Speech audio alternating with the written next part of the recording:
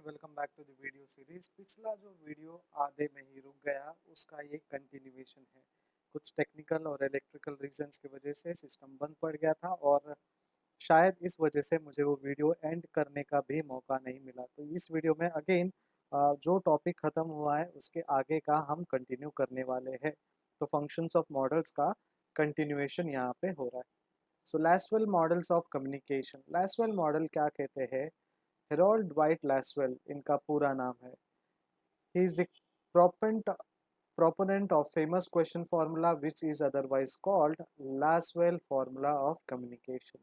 इनका जो famous question formula है उसी को दूसरा नाम है Lasswell formula of communication। We can't call his definition of communication which is presented in array of question as a communication model in its strict sense। हम लोग एक डेफिनेशन को कम्युनिकेशन मॉडल नहीं कहते क्योंकि इनका जो क्वेश्चन मॉडल है वो बहुत ही स्ट्रिक्ट सेंस में है। सो वी कांट कॉल इस definition of communication which is presented in array of question. उनका जो डेफिनेशन है क्वेश्चन में वो हम लोग प्रॉपरली कम्युनिकेशन है ऐसे नहीं बोल सकते बिकॉज जिस स्ट्रिक्ट तरीके से उन्होंने अपने कुछ कंसेप्ट को बांध के रखे हैं। This American political scientist stated that the most convenient and comprehensive way to describe an act of communication was to answer the following question। तो एक अमेरिकन पॉलिटिकल साइंटिस्ट है, उन्होंने बहुत ही कन्वीनियंट और कॉम्प्रहेंसिव तरीके से डिस्क्राइब किया लैसवेल मॉडल ऑफ कम्युनिकेशन को और उन्होंने कहा कि communication was to answer the following question. जब कम्युनिकेशन हम बोलते हैं तो इसका मतलब है कि दिए हुए क्वेश्चंस का आंसर देना। जैसे कि भू कौन कहता है, भू सेज। टू whom किन से, कौन किन से पूछ रहा है। व्हाट चैनल कौन से चैनल से। व्हाट इफेक्ट क्या इफेक्ट है। राइट। अगर who, whom, what and what effect what channel अगर ये फुलफिल हो जाता है, इन सारे क्वेश्चन के आंसर हमें मिलते हैं, दैट मीन्स आपका कम्युनिकेशन जो है वो क्वेश्चन फॉर्म ऑफ कम्युनिकेशन है। तो डायग्रामेटिकल फॉर्म में जब हम लैसवेल्स मॉडल ऑफ कम्युनिकेशन देखते हैं तो भू में कम्युनिकेटर आता है। Then says what, he says a message. In which channel, in a form of medium. To whom, to receiver। with what effect, with some sort of positive negative mixed, कुछ भी तरीके का इफेक्ट हो सकता है। This model is self-speaking of the process of communication which consists of 5 elements, namely communicator, वो कौन है ये, मैसेज क्या कहता है, मीडियम कौन से चैनल से, रिसीवर कौन है रिसीवर, इफेक्ट क्या इफेक्ट है इसका। ये 5 एलिमेंट इस मॉडल में सेल्फ स्पीकिंग के तौर पे ये प्रोसेस ऑफ कम्युनिकेशन आता है। Laswell conceived communication as a linear process which starts from communicator and ends at receiver with some effect। The major missing elements of his basic model are feedback and context of communication। तो जब लैसवेल model of communication की बात करते हैं या फिर linear process, जब इस लीनियर प्रोसेस के अंदर लैसवेल मॉडल की बात करते हैं हम लोग, तो कम्युनिकेशन जो है कम्युनिकेटर से स्टार्ट होता है और रिसीवर से एंड होता है कुछ इफेक्ट्स के साथ। ठीक है। तो बेसिक जो एरिस्टोटल जी ने कहा था कि communication is nothing but someone वो स्पीक्स, समवन वो लिसन्स एंड कुछ बीच में मैसेज है और उसका इफेक्ट है। सेम तरीका है बट इनका प्रेजेंटेशन जो है वो अलग है। इनका जो मानना है कम्युनिकेशन के बारे में, वो सोचते हैं कि communication is nothing but an answer of few question. तो क्वेश्चन कम्युनिकेटर की तरफ से चालू होता है और उसका जो आंसर है रिसीवर की तरफ से भी मिलता है। सो क्वेश्चन में पूछा जाता है कौन, कम्युनिकेटर। क्या दे रहा है, मैसेज। मैसेज कैसे जा रहा है, प्रॉपर मीडियम के साथ। किनको मिल रहा है, रिसीवर को। और उसके इफेक्ट क्या है, तो इफेक्ट एक्स वाई जेड है। The major missing element of this basic model are feedback and context of communication. तो बहुत बड़ा एक एलिमेंट जो है वो मिसिंग है इन दोनों मॉडल्स में, वो है feedback and context of communication. किस कॉन्टेक्स्ट में, किस सिचुएशन में आप वो बता रहे हो। और क्या अपॉर्चुनिटी है फीडबैक के लिए या नहीं. However, this model is said to be highly helpful for organizing communication research as audience analysis, content analysis, control analysis, reception analysis, and effect studies, which are respectively represented by communicator, message, medium, receiver, and effect. तो ये जो model इन्होंने कहा है ये बहुत ही इफेक्टफुल है जब ऑर्गेनाइजेशन में इसका यूटिलाइजेशन होता है, और ये रिसर्च में भी काम आता है. और कौन से रिसर्च होते हैं, जब आपको ऑडियंस एनालाइज करना है, आपको कुछ कंटेंट एनालिसिस करना है. जैसे ये स्टैंड अप कॉमेडियंस जो है वो ट्रायल करते हैं अपने स्टैंड अप्स को, अपने जोक्स को, और अगर रिएक्शन आता है तो ही वो जाकर प्रोफेशनली कुछ वीडियोस बनाते हैं, यूट्यूब चैनल्स पे अपलोड करता है. तो ये कंटेंट एनालिसिस है और ऑडियंस एनालिसिस है.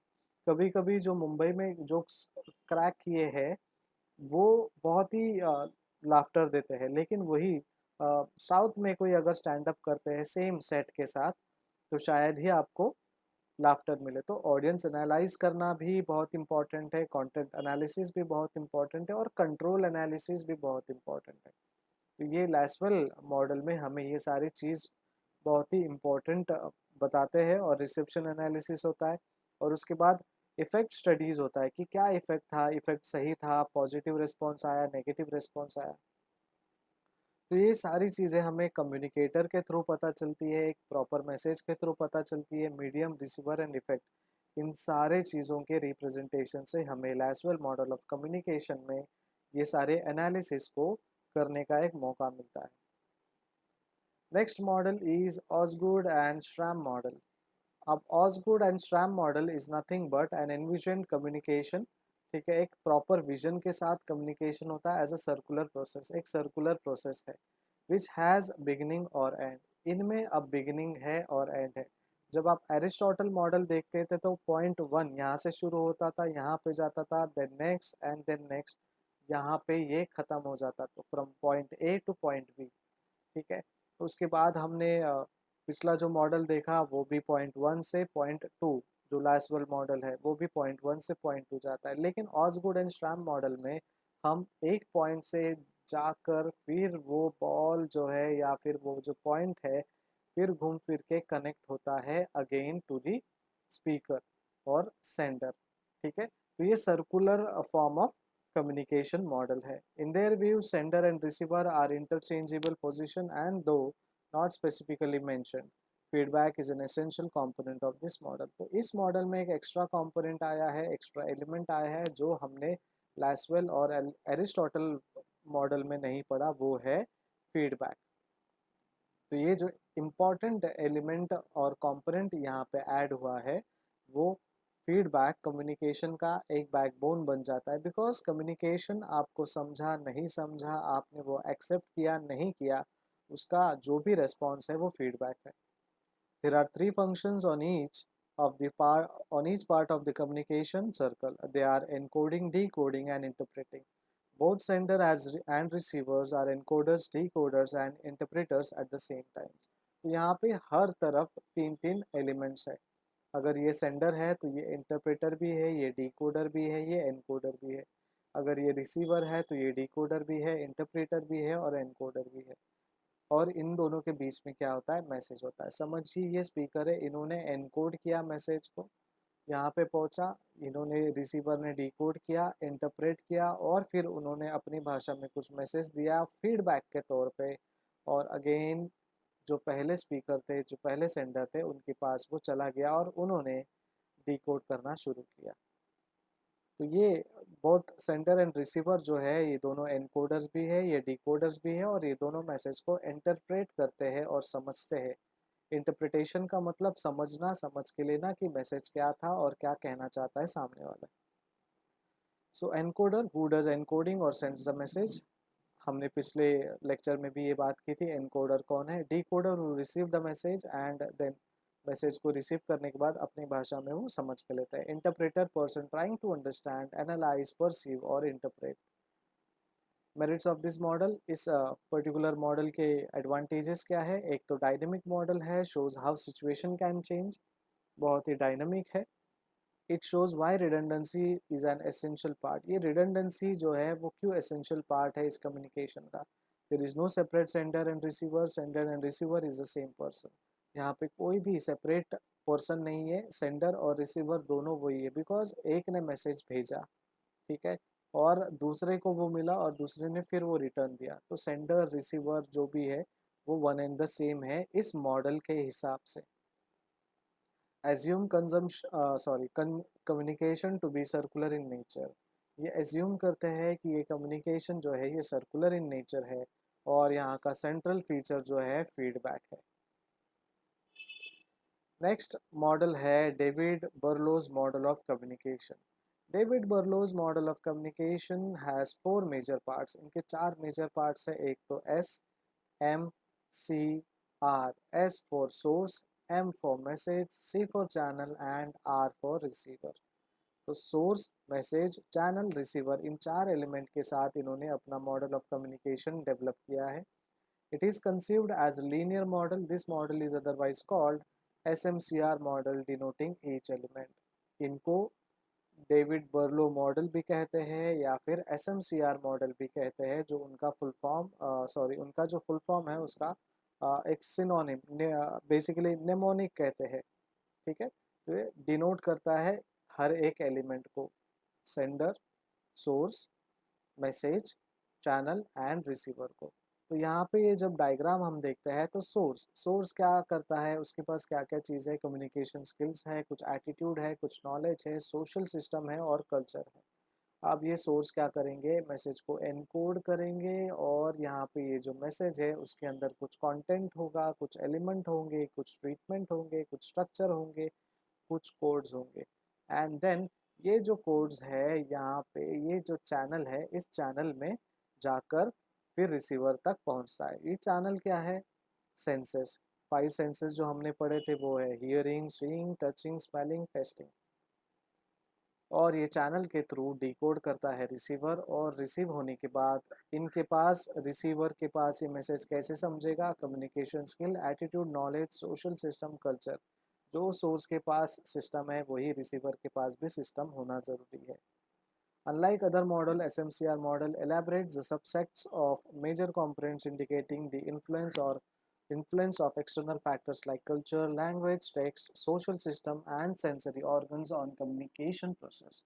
तो ये जो कम्युनिकेशन प्रोसेस है डेविड बर्लोज SMCR मॉडल, यहाँ पे सब सेक्ट है, सब डिवीजन है हर एक के फुल फॉर्म का, और वो एक्सटर्नल फैक्टर्स को भी इन्फ्लुएंस करते हैं। एक्सटर्नल फैक्टर्स है हमारे culture, language, text and social system, और कुछ सेंसरी ऑर्गन्स जो कम्युनिकेशन प्रोसेस में मेंशन है।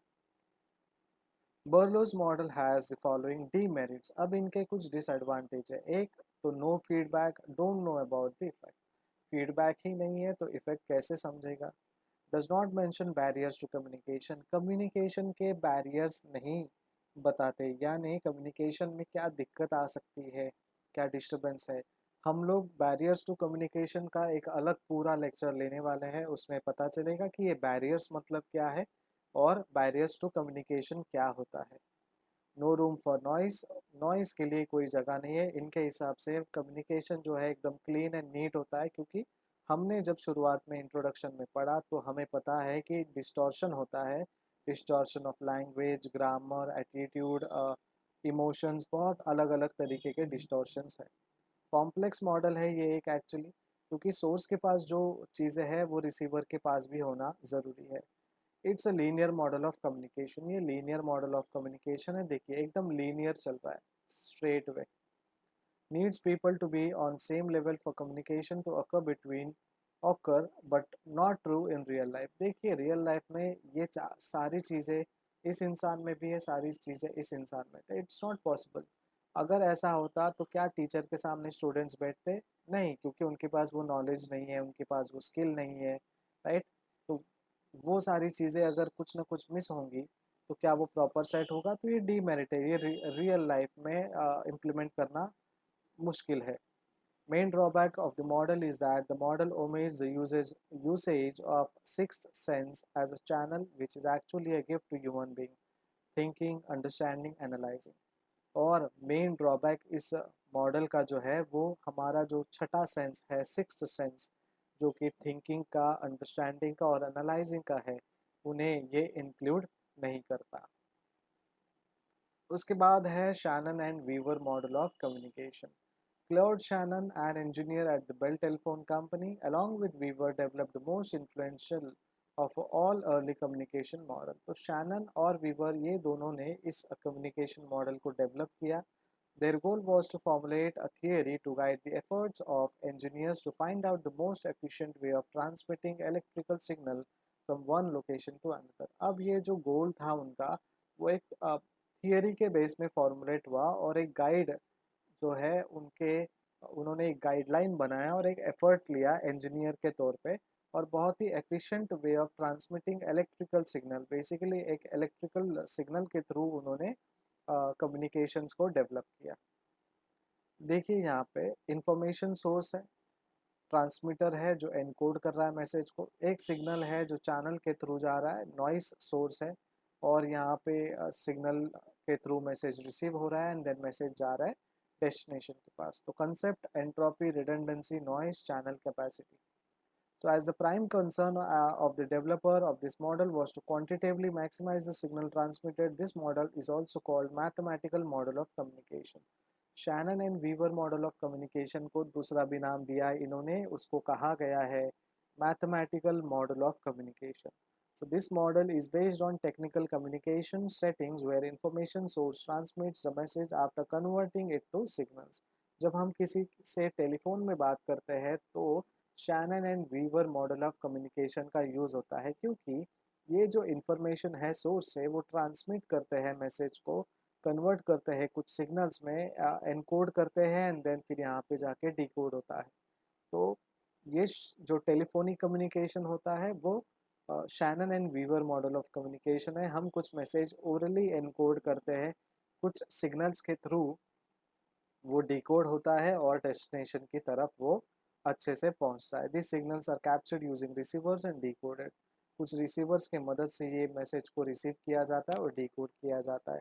Communication through mechanical devices like telephone और television is best example this model. तो इस मॉडल के लिए टेलीफोन या टेलीविजन एक बहुत ही बेहतरीन एग्जाम्पल होगा। Dance's helical model of communication. The helical model of communication was proposed by Frank Dance. अब आपको ये याद रखना है कि कौन सा मॉडल इन्होंने प्रपोज किया, कौन सी जो मॉडल है, कौन से मॉडल का जो डायग्राम है वो किन के नाम पे है, उनको क्या कहते हैं, ये सारी चीज़ें आपको याद रखनी है। क्यों रखनी है? अगर समझिए आपका exam multiple choice question based हुआ, यानी MCQ बेस्ड हुआ, जहाँ पे एक क्वेश्चन है और 4 ऑप्शंस है, या फिर आपको पूछा गया कि dash is the model of communication of Frank dance, तो आपको dances helical model of communication select करना, लिखना आना चाहिए और याद होना चाहिए। तो सारे लोगों के नाम, उनको दूसरा नाम क्या दिया है वो याद रखना बहुत ज़रूरी है। A helix is nothing but a smooth curve just like a spring which if goes upward also comes downward. तो ये जो हेलिकल फॉर्म ऑफ कम्युनिकेशन है ये स्प्रिंग के हिसाब से उन्होंने बनाया है। मतलब कम्युनिकेशन अगर इस सर्कुलर वे में ऊपर जा रही है तो उस सर्कुलर वे से नीचे भी आ सकती है। Dance's model emphasize the complexity of communication. ये बहुत ही complexity of communication को emphasize कराती है और बताती है कि communication थोड़ा complicated है। He was interested in the evolutionary nature of the process of communication. According to him, once communication started, it develops gradually according to time. तो इनका कहना है कि कम्युनिकेशन अगर शुरू हुआ तो वो ग्रेजुअली क्या होता है, डेवलप होते जाता है। तो इस पॉइंट से कम्युनिकेशन शुरू हुआ, वो सर्कुलर मोड से बढ़ रहा है, बढ़ रहा है, बढ़ रहा है, तो उसका जो स्पैन है, जैसे जैसे टाइम बढ़ते जाता है वैसे वैसे ये कम्युनिकेशन भी बढ़ते जाता है। This model disagrees with the traditional concept of linearity and circularity in communication and stress the helical spiral nature of process. ये जो है एक तो लीनियर मॉडल में भी नहीं एक्सेप्ट कर रहा और सर्कुलर मॉडल भी नहीं एक्सेप्ट करता। इनके हिसाब से हेलिकल मॉडल जो है वो ही एक suitable model of communication है। According to Dance, earlier communication helps widen the nature and context of the further communication. To him, communication has very ample beginning and it widens as time and context permit. तो dance के हिसाब से ये जो helical model है, उनको लगता है कि एक बार शुरू हुआ तो वो टाइमली बढ़ते जाता है और जो डिस्कशन है वो बढ़ते जाता है और कम्युनिकेशन रुकता नहीं है। तो ये था आपके लिए continuation of your functions of models, और मॉडल्स में भी हमने अलग अलग तरीके के कम्युनिकेशन मॉडल्स को पढ़ा, उनका क्या फंक्शन है, किस तरीके से वो काम करते हैं। अगर आपको कोई भी क्वेरी हो आप मुझे व्हाट्सएप में मैसेज कर सकते हो, इस मेल आईडी पे भी मैसेज कर सकते हो, या फिर इस वीडियो के नीचे कमेंट बॉक्स है उसमें भी मैसेज करके आप मुझे आपके क्वेश्चंस, डाउट्स, अप्रिसिएशन, कमेंट दे सकते हो। नोट्स बनाते रहिए, और जैसे ही लॉकडाउन ख़त्म हो जाएगा और अनलॉक सिस्टम शुरू हो जाएगा और इस अनलॉक में कॉलेज जब चालू होगा तो आपका नोटबुक चेक किया जाएगा। तो वो नोटबुक को हमेशा मेंटेन कीजिए और अच्छे तरीके से रखिए। Thank you so much. Keep watching and keep studying. Bye bye.